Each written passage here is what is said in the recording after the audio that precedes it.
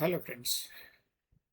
ఈరోజు ఈనాడు పేపర్లో వచ్చిన ఈ ఆర్టికల్ గురించి పొగాకు వ్యతిరేక దినోత్సవం రేపు కాబట్టి పొగాకు వ్యతిరేక దినోత్సవం కాబట్టి సో ఈ ఆర్టికల్ ఈనాడు పేపర్లో ఇచ్చారు.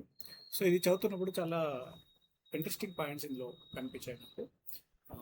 దీంట్లో బడి పిల్లలు, చిన్న పిల్లలు, maybe 12 to 13 years, 15 years age group పిల్లలు ఎలా అలవాటు పడుతున్నారు పొగాకుకి. సో ఇవన్నీ కూడా ఇందులో చర్చించారు. కాబట్టి మీరు దీని గురించి ఇక్కడ మెన్షన్ చేశారు, ఆలోచించండి. చాలా వరకు పొగాకుకి అది దానివల్ల నష్టాలు అని చెప్పేసి దాన్ని ఆ పొగాకు కన్జ్యూమ్ చేయడం వల్ల థ్రోట్ క్యాన్సర్, గొంతు క్యాన్సర్ వస్తుంది, చాలా చాలా అవుతున్నాయి అని చెప్పేసి సినిమాల్లో కానివ్వండి, టీవీలో కానివ్వండి, గవర్నమెంట్ పబ్లిసిటీ ఇచ్చినా కూడా చాలా వరకు పొగాకు వాడుతూనే ఉన్నారు. పొగాకు వాడకం వల్ల డైరెక్ట్గా వాడే వాళ్ళకే కాకుండా వాళ్ళ చుట్టుపక్కల ఉన్న వాళ్ళకి కూడా దాని ఎఫెక్ట్ ఉంటుంది.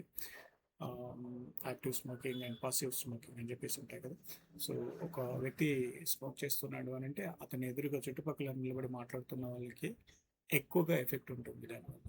సో క్యాన్సర్ కానివ్వండి, ఇంకా చాలా రకాల ఇక్కడ మెన్షన్ చేశారు, రైట్.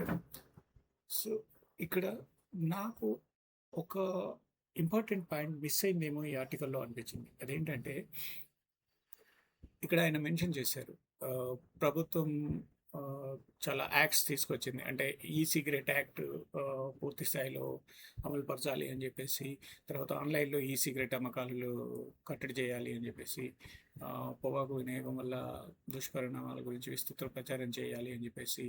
సో దీని గురించి విద్యా సంస్థలలో వాటికి చుట్టుపక్కల 100 yards పరిధిలో దుకాణాలు ఉండకూడదు, పాన్ డబ్బాలలో ఈ పొగాకు ఉత్పత్తులు ఉండకూడదు, ఇవన్నీ మెన్షన్ చేశారు. బాగుంది. కానీ ఈ పొగాకు ఉత్పత్తులు తయారు చేసే పెద్ద పెద్ద కార్పొరేట్ కంపెనీలని ఎందుకు కట్టడి చేయడం లేదు గవర్నమెంట్ అనే విషయాన్ని ఇక్కడ ఆయన మెన్షన్ చేయలేదు. చాలా పెద్ద కార్పొరేట్ కంపెనీస్ సిగరెట్లు, బీడీలు, తర్వాత చాలా హైఫై పొగాకుతో తయారు చేసిన ప్రోడక్ట్స్ తయారు చేస్తున్నాయి.